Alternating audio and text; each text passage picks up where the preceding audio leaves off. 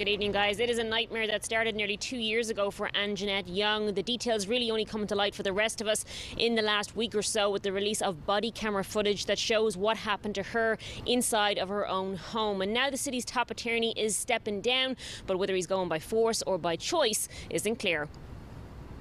This is the first sign that Chicago is even remotely involved in the national conversation about police reform. Eric Russell is one of a number of activists recently penning an open letter calling for Mark Flessner to be relieved of his responsibilities. The activist community here in Chicago, we had been calling for the resignation and the firing of Mark Flessner for the last 6 months. Flessner's resignation came today, following a firestorm over a botched police raid at the home of Anjanette Young.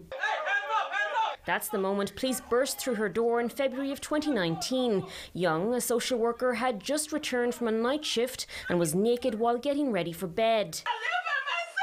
She was handcuffed, still naked, as male officers swarmed her apartment, trying to find a suspect who was actually next door, wearing an electronic monitoring device. While stripped of her dignity and understandably upset, officers offered no explanation, just a suggestion. Following all of this, Young and her attorney say the city then went to court to try to keep the video of what happened from ending up on the news. Flessner telling the Chicago Tribune today he's resigning over the fallout, adding he's being accused of trying to hide the tape, which he says isn't true. Miss Young was completely denied her dignity as a human being. Mayor Lori Lightfoot spoke with WGN last week in a one-on-one interview, and when asked whether Corporation Counsel would be fired, she had this to say. What I've asked to be done is I want to understand exactly who touched this, who knew about it, who saw the videotape. I need to have those details so that I can hold people accountable, and we were working on that. Now, following today's news, the Mayor released a statement saying, "Earlier today I accepted the resignation of Corporation Counsel Mark Flessner, effective immediately.